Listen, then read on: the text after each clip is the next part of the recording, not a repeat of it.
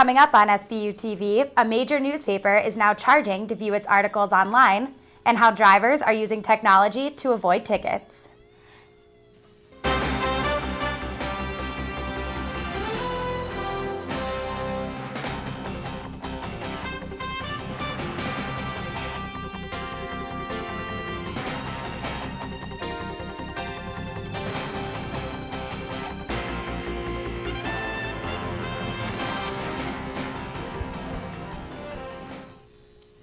Hello and welcome to Sbu TV. I'm Lauren Adams. And I'm Leah Murphy. Drivers looking to avoid pricey citations for traffic offenses are turning to technology to level the playing field. I took a look at what's happening. It turns out that smartphones, iPads, and GPSs serve yet another purpose, cheesing the fuzz. As red light cameras thrive across the United States and cash-starved police agencies pump up funds, many drivers are using devices and applications to give them a heads up when it's time to stop or slow down. Applications such as Cobra's iRadar and Fuzz Alert, which are compatible with the iPhone and iPad, are free to download. The devices use audible alerts to warn drivers about everything from speed traps and red light cameras to school zones and DUI checkpoints. New York State Trooper Sean O'Rourke gives insight about drivers using these applications. Wouldn't be totally against any applications that advise the public sobriety checkpoints. As far as speed traps, we obviously like the element of surprise. Obviously, if people are just going to slow down because they know that a radar or a speed trap is up ahead, once they get through it, continue to speed, which obviously is not safe. For Sbu TV, I'm Leah Murphy.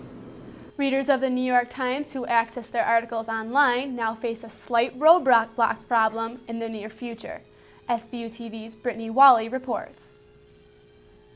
The New York Times announced last week that non-subscribers to the New York Times newspaper will no longer have free access to its website.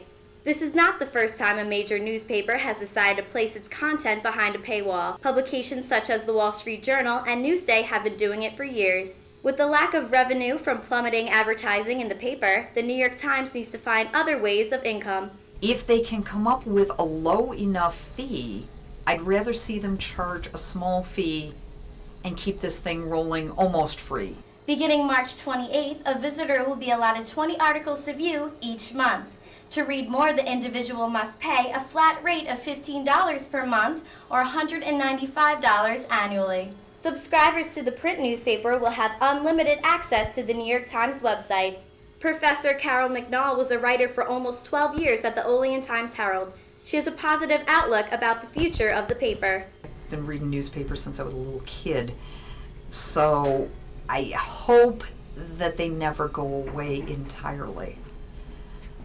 But the optimist in me is tempered by the fact that you've got at least 2 newspapers that I can think of that are web only. Young people get news from the huge amount of information on the internet, and it's free. Many argue that this is why newspapers are disappearing.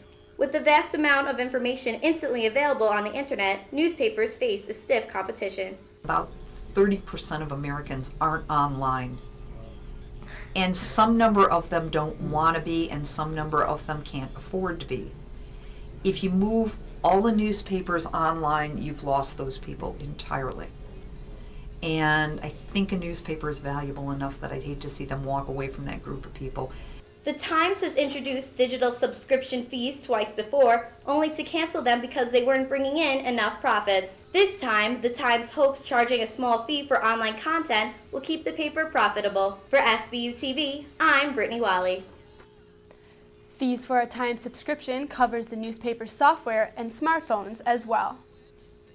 Violence continues to escalate in Libya, and leader Moammar Gadhafi has vowed to fight back against coalition forces, imposing a no-fly zone. Meanwhile, President Obama is praising Allied forces for saving lives. CNN's Greg Black reports. We will be victorious in this fight. We will not give up. Libyan leader Moammar Gadhafi remains defiant in the midst of a military operation against his government. We will defeat them in any way, by any method. He spoke to a group of supporters Tuesday, at times mocking coalition attacks. They will not terrorize us. We are making fun of their rockets. The Libyans are laughing at these rockets. Those rockets fired by Allied forces enforcing a no-fly zone. Night vision video from the Mediterranean Sea shows U.S. fighter jets taking off for Libya.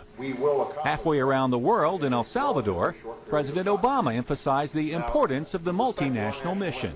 Because of the extraordinary capabilities and valor of our men and women in uniform, we have already saved lives. While protecting Libyan citizens is the immediate goal, the future of Libya remains unclear. During an interview with CNN, the president revealed his hopes for the country.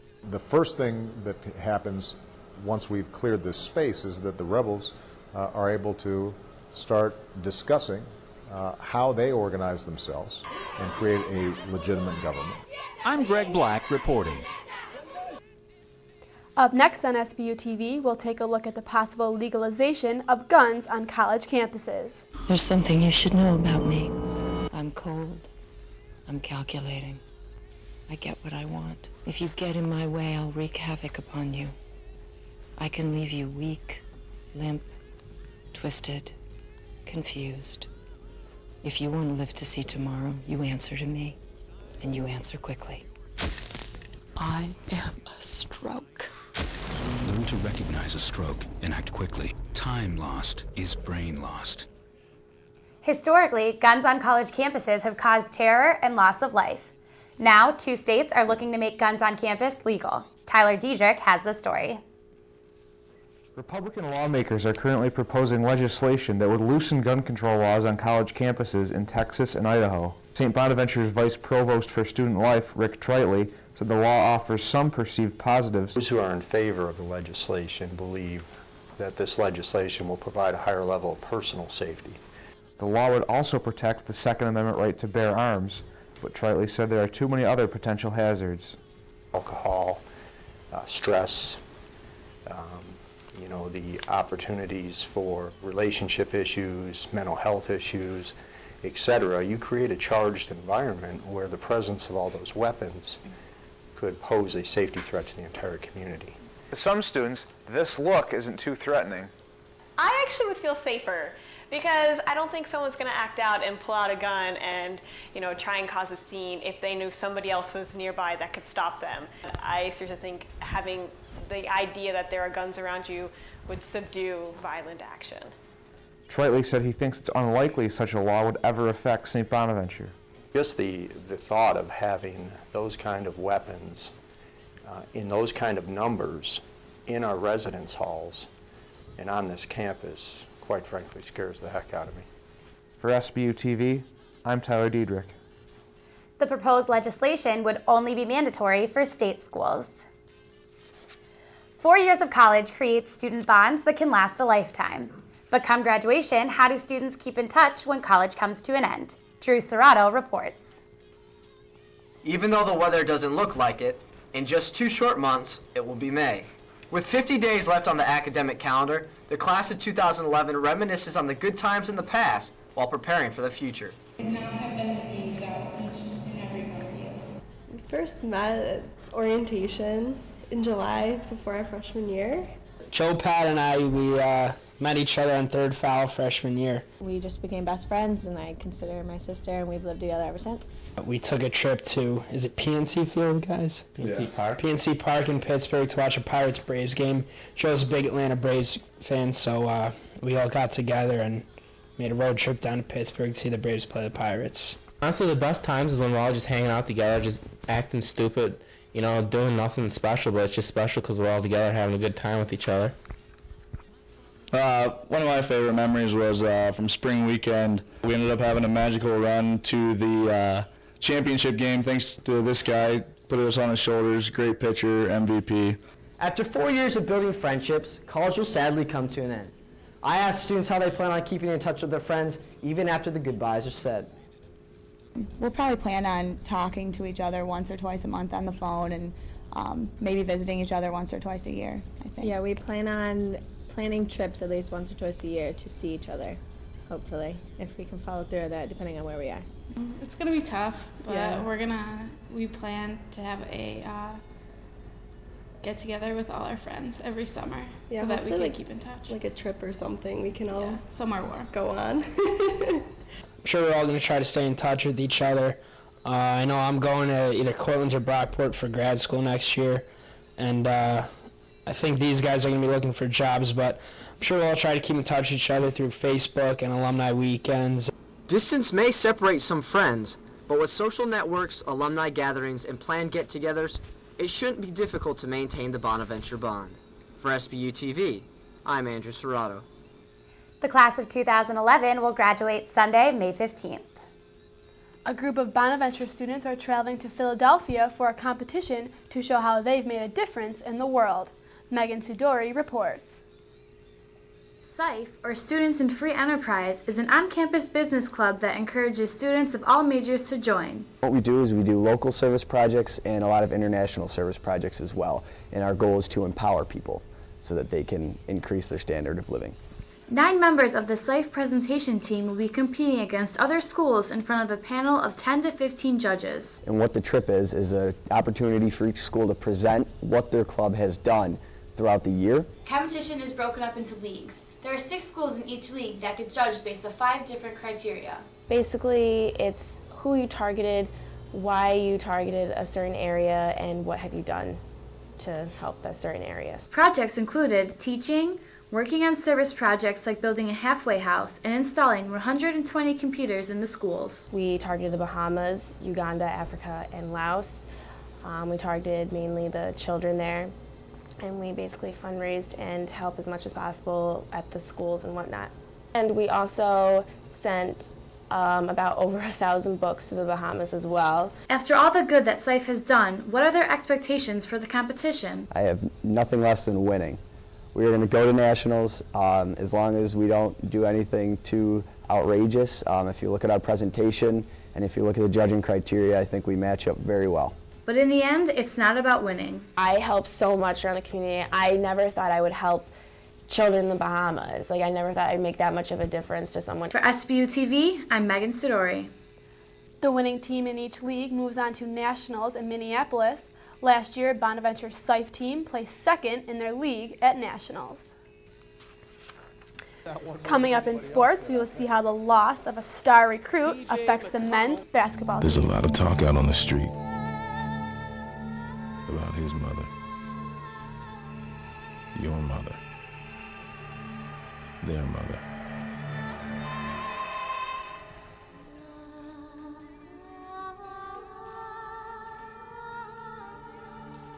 But in the end, is anyone really even thinking about them?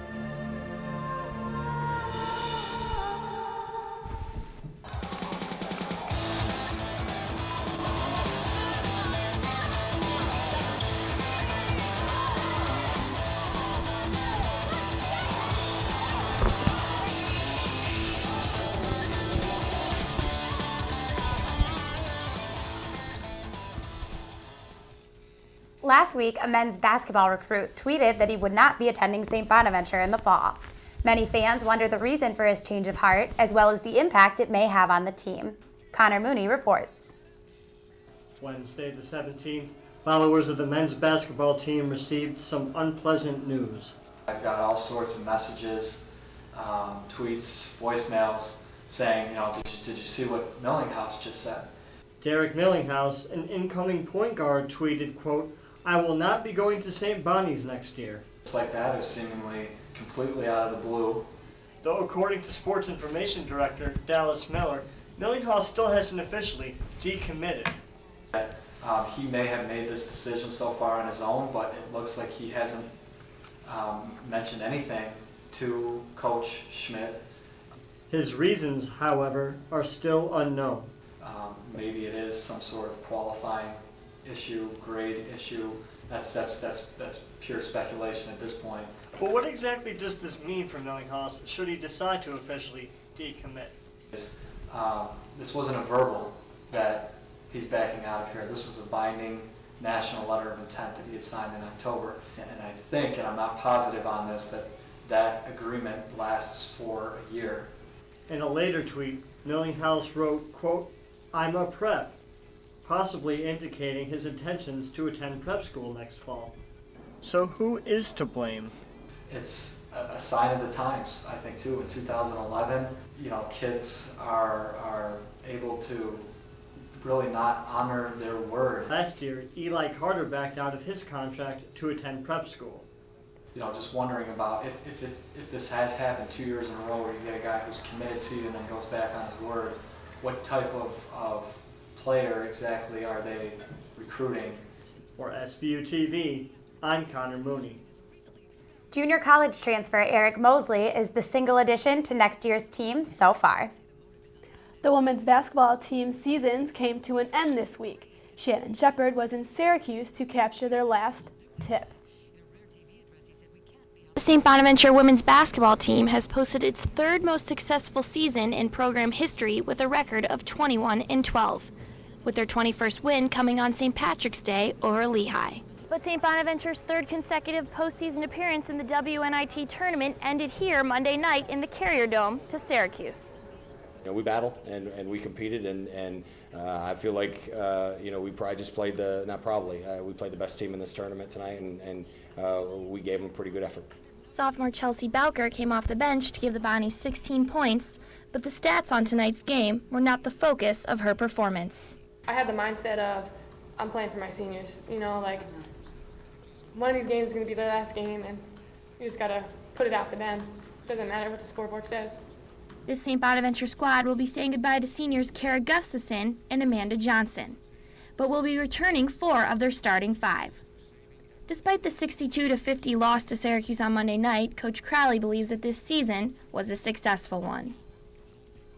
You kind of go into a season as a coach, at least I do, and you hope for 3 things. You hope that your kids play hard, which we did on an everyday basis. You hope that your kids improve, which no team I've ever coached has improved more than this team.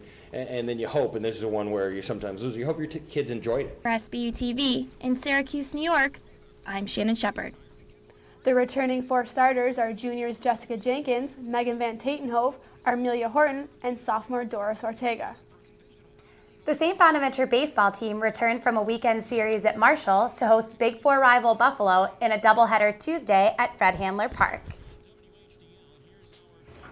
The Bonnies pitching staff struggled early on, allowing 4 runs in the 4th inning to put the Bulls in front 7-1. Pitcher Mike Pease forced Eric Bryce to chop out to first to escape trouble in the top of the 7th. Eric Jutka walked with 2 outs in the home half of the 7th to bring Jason Radwan to the plate. Radwan would not finish his at-bat as Jutka was caught in a rundown between first and second base for the final out of the game. The Bulls took Game 1 7-1 and later took the nightcap 11-3. The Bonnies' 3-game set against Albany this weekend has been canceled due to inclement weather and will not be rescheduled. That's all this week for Sbu TV. I'm Lauren Adams. And I'm Leah Murphy. For the rest of us here in the Coop Lab, thanks for watching.